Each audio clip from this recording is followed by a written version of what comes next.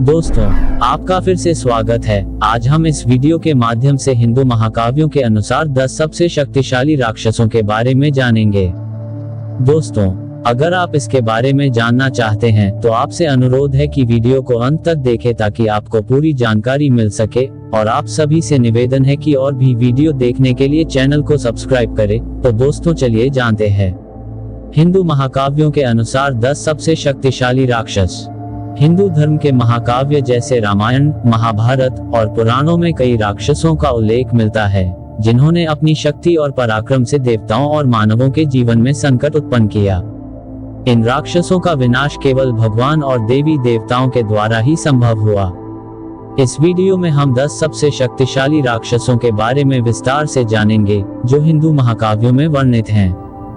10. वृत्रासुर। वृत्रासुर एक महाशक्तिशाली राक्षस था जिसका उल्लेख ऋग्वेद और पुराणों में मिलता है। वृत्रासुर की शक्ति इतनी अद्भुत थी कि उसने देवताओं के राजा इंद्र को पराजित कर स्वर्ग पर अधिकार कर लिया था। उसकी शक्ति से प्रभावित होकर देवता भी भयभीत हो गए थे और वे उसे हराने में असमर्थ थे। देवताओं की प्रार्थना पर भगवान विष्णु ने इंद्र को वज्र प्रदान किया जिसे भगवान दधीची की हड्डियों से बनाया गया था। इस अस्त्र के बल पर इंद्र ने वृत्रासुर का वध किया और स्वर्ग पर पुनः अधिकार स्थापित किया। अधर्म और अत्याचार का अंत अवश्य होता है, चाहे वह कितना भी शक्तिशाली क्यों न हो। धर्म और सत्य की शक्ति से कोई भी राक्षस या दुष्ट व्यक्ति टिक नहीं सकता। 9. रक्तबीज। रक्तबीज एक शक्तिशाली असुर था जिसके बारे में देवी पुराणों में वर्णन मिलता है। रक्तबीज की शक्ति का मुख्य स्रोत उसका रक्त था। उसके खून की हर बूंद से एक नया रक्तबीज उत्पन्न हो जाता था जिससे उसे मारना अत्यधिक कठिन हो जाता था। यह विशेषता उसे अद्वितीय और अत्यंत खतरनाक बनाती थी। जब देवी दुर्गा और काली ने असुरों के विरुद्ध युद्ध किया तो रक्तबीज के सामने उन्हें कठिनाइयों का सामना करना पड़ा, लेकिन देवी काली ने अपनी शक्ति से रक्तबीज के खून को भूमि पर गिरने से रोका और अंततः उसे समाप्त कर दिया। बुराई का विस्तार कितना भी हो, अंत में उसका नाश सुनिश्चित है। देवी काली के माध्यम से यह संदेश मिलता है कि सत्य और धर्म की विजय अवश्य होती है। 8. कालनेमी। कालनेमी एक राक्षस था जिसका उल्लेख रामायण में मिलता है। कालनेमी रावण का एक प्रमुख सहयोगी था जिसे अत्यधिक बलशाली और मायावी माना जाता था। वह अपनी माया और छल से लोगों को भ्रमित कर उनकी शक्ति को कमजोर करने में सक्षम था। रावण ने कालनेमी को भगवान राम के भाई लक्ष्मण को मारने का आदेश दिया था। जब हनुमान संजीवनी बूटी लेने के लिए द्रोणगिरी पर्वत की ओर जा रहे थे तब कालनेमी ने उन्हें रोकने के लिए माया का सहारा लिया, लेकिन हनुमान जी ने उसकी माया को समझ लिया और अंततः कालनेमी का वध कर दिया। माया और छल के बल पर किसी भी शक्ति को धोखा देना अंततः विनाश का कारण बनता है। सत्य और धर्म के मार्ग पर चलने वाले व्यक्ति को कोई भी मायावी शक्ति हरा नहीं सकती। 7. शुंभ निशुंभ। शुंभ और निशुंभ दो भाई थे जिन्होंने अपनी शक्ति से स्वर्ग पर अधिकार कर लिया था। शुंभ और निशुंभ दोनों ही अत्यधिक बलशाली और अहंकारी थे। उन्होंने देवताओं को पराजित कर स्वर्ग पर अपना अधिकार कर लिया और देवताओं को स्वर्ग से बाहर निकाल दिया। उनकी शक्ति इतनी अधिक थी कि देवता भी उनसे भयभीत थे और कोई भी उनका सामना करने की हिम्मत नहीं कर पा रहा था। देवी दुर्गा ने शुंभ और निशुंभ के विरुद्ध युद्ध किया। इस महायुद्ध में देवी दुर्गा ने दोनों का वध किया और स्वर्ग पर पुनः देवताओं का अधिकार स्थापित किया।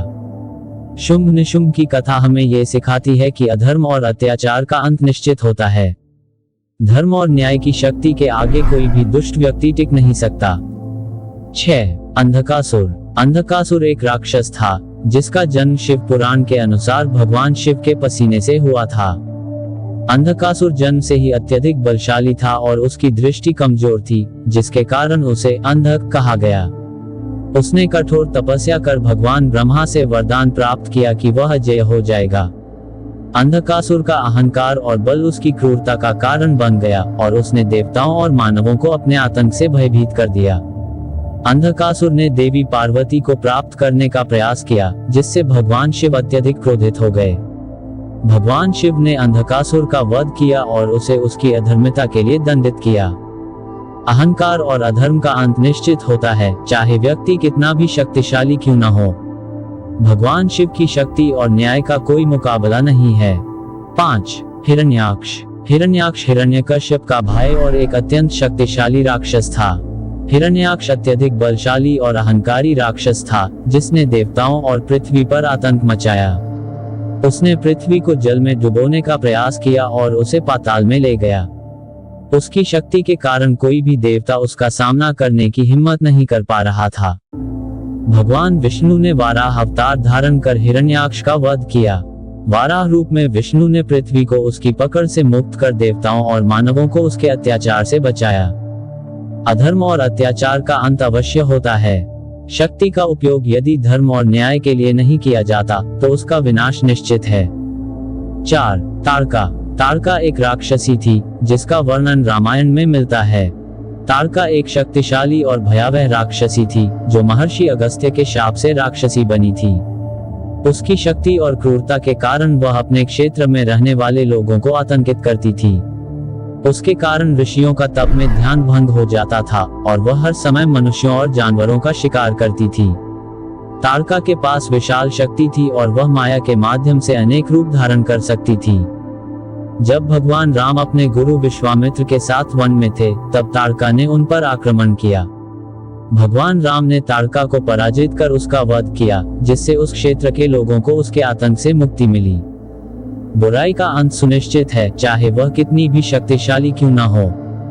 धर्म और सत्य के मार्ग पर चलने वाला व्यक्ति बुराई का सामना करने में सक्षम होता है। 3. हिरण्यकश्यप। हिरण्यकश्यप एक महाशक्तिशाली असुर था, जिसने भगवान ब्रह्मा से अमरता का वरदान प्राप्त किया था। हिरण्यकश्यप अपने भाई हिरण्याक्ष की मृत्यु के बाद अत्यंत क्रोधित हुआ और उसने देवताओं और विशेषकर भगवान विष्णु से बदला लेने का संकल्प लिया। उसने कठोर तपस्या कर भगवान ब्रह्मा से वरदान प्राप्त किया कि वह न तो किसी मनुष्य के द्वारा मारा जा सकेगा, न ही किसी पशु द्वारा, न दिन में, न रात में, न घर के भीतर, न बाहर। इस वरदान ने उसे अजेय बना दिया और उसने त्रिलोक पर शासन स्थापित कर लिया।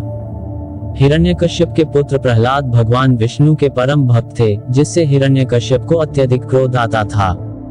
उसने प्रहलाद को अनेक कष्ट दिए, लेकिन वह विष्णु की भक्ति से विचलित नहीं हुआ। अंततः भगवान विष्णु ने नरसिंह अवतार में प्रकट होकर हिरण्यकश्यप का वध किया। चाहे कितनी भी शक्ति हो, अहंकार और अधर्म का अंत अवश्य होता है। धर्म और भक्ति की शक्ति के सामने कोई भी असुर टिक नहीं सकता।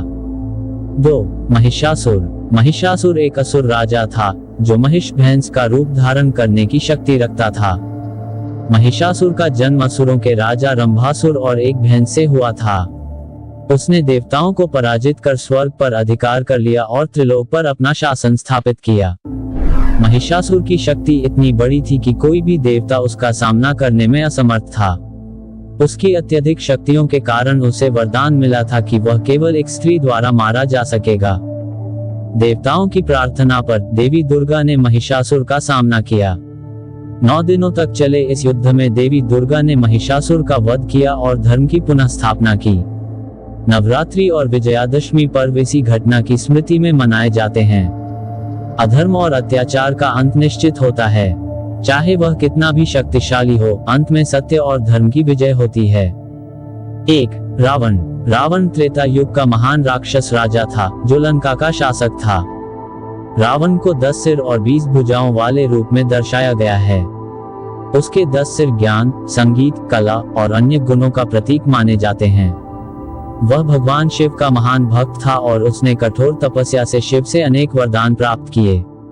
रावण को महान योद्धा और विद्वान माना जाता है, जिसने देवताओं और मानवों दोनों को पराजित किया। रावण के पास पुष्पक विमान, चंद्रहास नामक तलवार और कई अद्भुत शक्तियां थीं, जो उसे अजेय बनाती थीं। रावण ने भगवान राम की पत्नी सीता का हरण किया, जिससे राम रावण के बीच महायुद्ध का आरंभ हुआ। इस युद्ध में रावण की शक्ति का पूरा प्रदर्शन हुआ, लेकिन अंततः भगवान राम ने उसे पराजित कर धर्म की स्थापना की। रावण की कथा हमें ये सिखाती है कि अत्यधिक शक्ति और अभिमान व्यक्ति के पतन का कारण बनता है। शक्ति का उपयोग यदि अधर्म के लिए किया जाए तो उसका अंत अवश्य होता है, चाहे वह कितना भी शक्तिशाली क्यों न हो। ये 10 सबसे शक्तिशाली राक्षस हिंदू महाकाव्यों और पुराणों में वर्णित हैं, जिन्होंने अपनी शक्ति, पराक्रम और छल से देवताओं और मानवों के जीवन में संकट उत्पन्न किया।